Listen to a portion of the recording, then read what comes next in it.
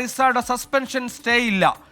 അടിയന്തര സ്റ്റേ വേണമെന്ന റിസാർഡ് ആവശ്യം ഹൈക്കോടതി അംഗീകരിച്ചില്ല. VC വിശദമായ മറുപടി സത്യവാങ്മൂലം നൽകണമെന്നും കോടതി നിർദ്ദേശിച്ചു.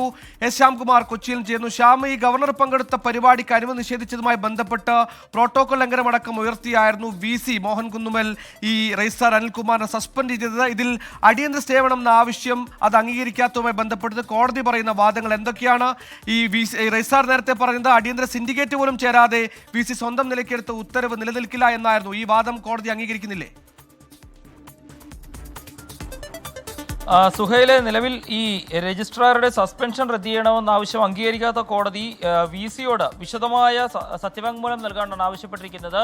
തിങ്കളാഴ്ച കേസ് വീണ്ടും പരിഗണിക്കും. ഈ കേസ് പരിഗണിക്കുമ്പോഴാണ് എന്തുകൊണ്ടാണ് പരിപാടി ക്യാൻസൽ ചെയ്തത് എന്ന് അറിയിക്കണം എന്ന് കോടതി ആവശ്യപ്പെട്ടത്.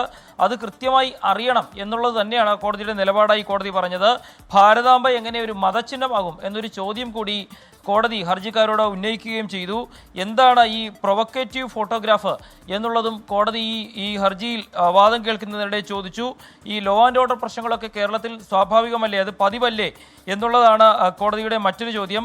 അത് വെച്ചുകൊണ്ട് ആ ഒരു ഫോട്ടോ വെച്ചതുകൊണ്ട് കേരളത്തിൽ എന്ത് ക്രമസമാധാന പ്രശ്നമാണ് ഉണ്ടാകാൻ പോകുന്നത് എന്നുള്ള ഒരു ചോദ്യം കോടതി ഉന്നയിച്ചു. ഇത്തരത്തിൽ ഒരുപിടി ചോദ്യങ്ങളാണ് കോടതി ചോദിച്ചത്. ഈ ചോദ്യങ്ങൾക്കൊക്കെ ഉത്തരം കിട്ടുന്നതിന് വേണ്ടിയിട്ടാണ് ഈ കേസ് തിങ്കളാഴ്ചത്തേക്ക് മാറ്റിവെച്ചിരിക്കുന്നത്.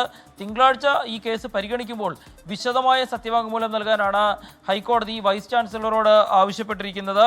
അതുവരെ ഉത്തരവ് സ്റ്റേ ചെയ്യണം എന്നുള്ളൊരു ആവശ്യം അംഗീകരിക്കാനും കോടതി തയ്യാറായിട്ടില്ല. ഏതായാലും തിങ്കളാഴ്ച കേസ് കോടതി പരിഗണിക്കുമ്പോൾ കോടതി ഇപ്പോൾ ചോദ്യരൂപേണ ഉന്നയിച്ച ഒരുപിടി ആവശ്യങ്ങൾക്ക് കോടതിയുടെ മുന്നിൽ രേഖാമൂലമായ മറുപടി സത്യവാങ്മൂലത്തിന്റെ രൂപത്തിൽ എത്തുമെന്ന് തന്നെയാണ് പ്രതീക്ഷ.